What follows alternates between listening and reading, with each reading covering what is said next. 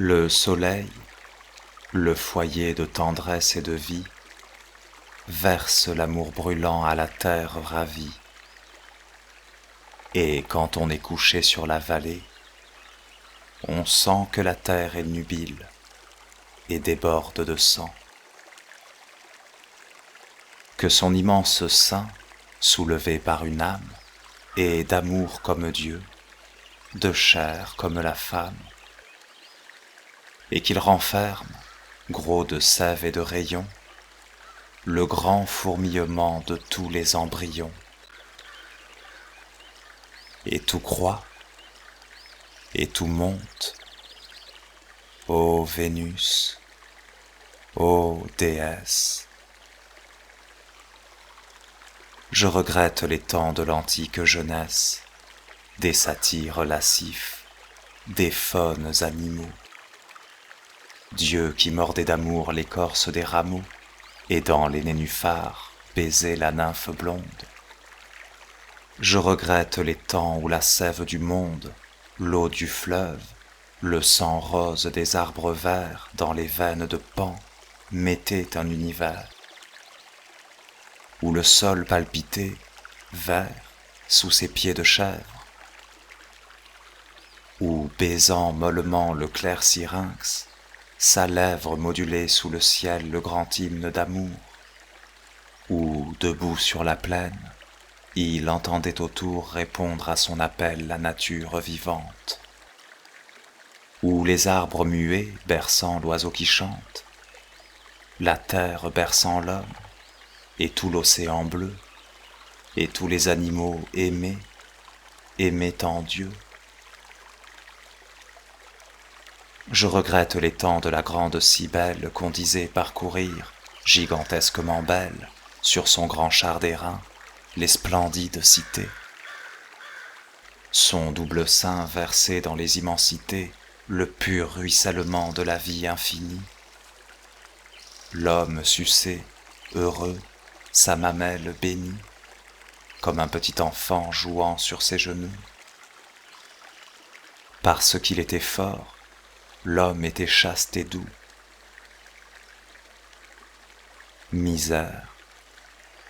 Maintenant il dit, je sais les choses, et va les yeux fermés et les oreilles closes. Et pourtant, plus de Dieu, plus de Dieu, l'homme est roi, l'homme est Dieu. Mais l'amour, voilà la grande foi.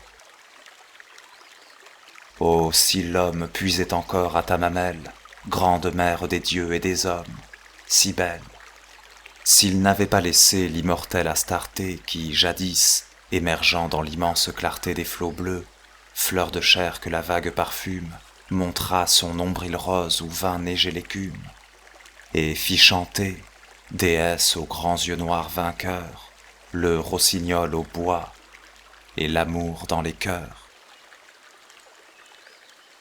Je crois en toi, je crois en toi, divine mère, Aphroditée marine. Oh, la route est amère depuis que l'autre Dieu nous attelle à sa croix. Chair, marbre, fleur, Vénus, c'est en toi que je crois. Oui, l'homme est triste et laid, triste sous le ciel vaste. Il a des vêtements parce qu'il n'est plus chaste, parce qu'il a sali son fier buste de Dieu, et qu'il a rabougri, comme une idole au feu, son corps olympien aux servitudes sales. Oui, même après la mort, dans les squelettes pâles, il veut vivre, insultant la première beauté. Et l'idole où tu mis tant de virginité, où tu divinisas notre argile, la femme, afin que l'homme pût éclairer sa pauvre âme et monter lentement dans un immense amour de la prison terrestre à la beauté du jour. La femme ne sait plus même être courtisane. C'est une bonne farce. et le monde ricane au nom doux et sacré de la grande Vénus.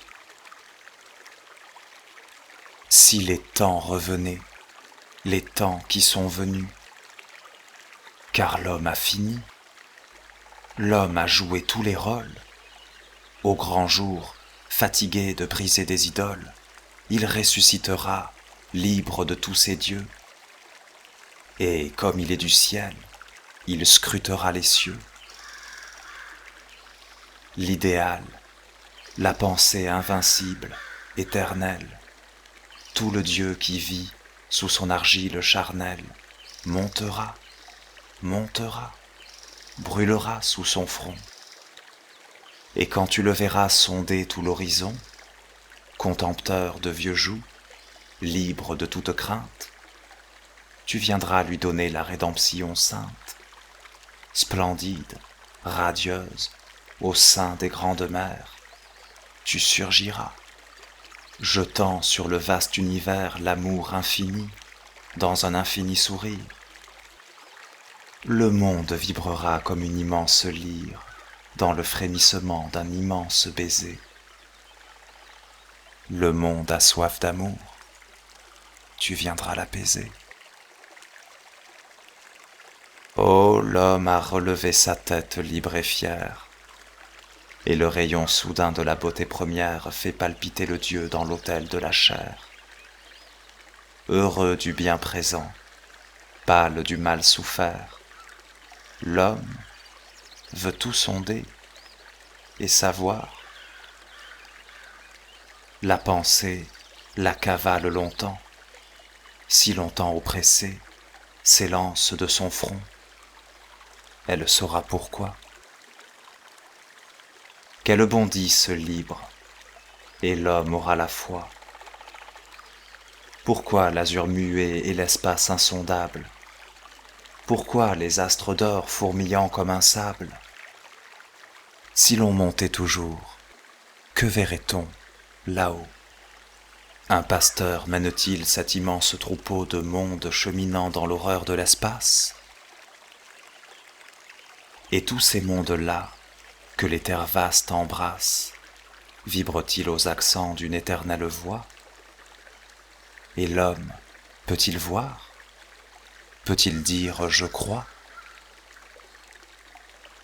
La voix de la pensée est-elle plus qu'un rêve? Si l'homme naît si tôt, si la vie est si brève, d'où vient-il? Sombre-t-il dans l'océan profond des germes, des fœtus, des embryons, au fond de l'immense creuset d'où la mère nature le ressuscitera, vivante créature, pour aimer dans la rose et croître dans les blés? Nous ne pouvons savoir. Nous sommes accablés d'un manteau d'ignorance et d'étroites chimères, singes d'hommes tombés de la vulve des mers. Notre pâle raison nous cache l'infini. Nous voulons regarder, le doute nous punit. Le doute, mort-oiseau, nous frappe de son aile, et l'horizon s'enfuit d'une fuite éternelle. Le grand ciel est ouvert, les mystères sont morts devant l'homme, debout, qui croise ses bras forts dans l'immense splendeur de la riche nature. Il chante, et le bois chante, et le fleuve murmure un chant plein de bonheur qui monte vers le jour. C'est la rédemption, c'est l'amour, c'est l'amour.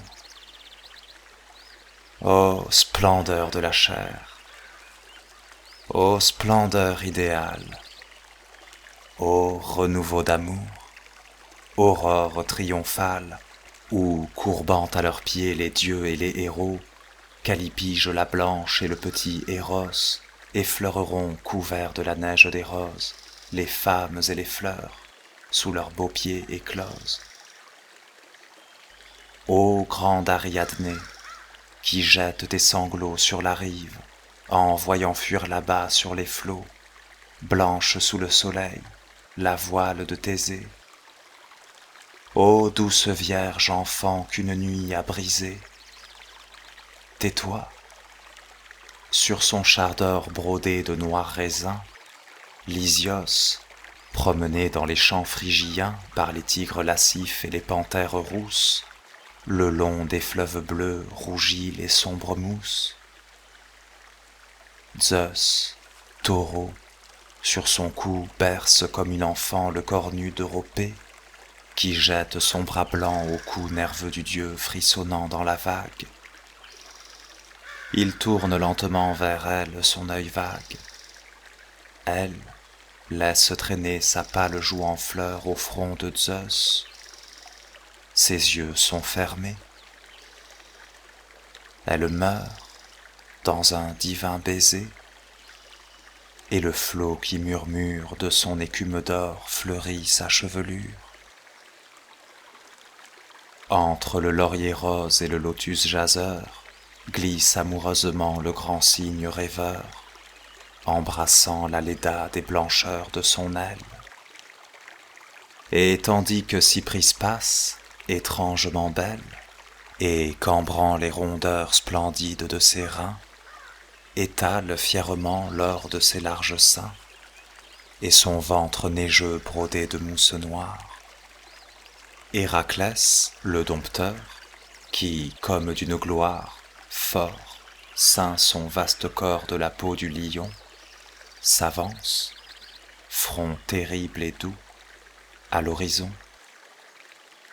Par la lune d'été vaguement éclairée, debout, nu, et rêvant dans sa pâleur dorée que tache le flot lourd de ses longs cheveux bleus, dans la clairière sombre où la mousse s'étoile, la dryade regarde au ciel silencieux. La blanche Sélénée laisse flotter son voile, craintive, sur les pieds du bel Endymion, et lui jette un baiser dans un pâle rayon. La source pleure au loin dans une longue extase. C'est la nymphe qui rêve, un coude sur son vase, au beau jeune homme blanc que son onde a pressé. Une brise d'amour dans la nuit a passé, et dans le bois sacré, dans l'horreur des grands arbres, majestueusement debout, les sombres marbres, les dieux, au front desquels le bouvreuil fait son nid, les dieux écoutent l'homme et le monde infini.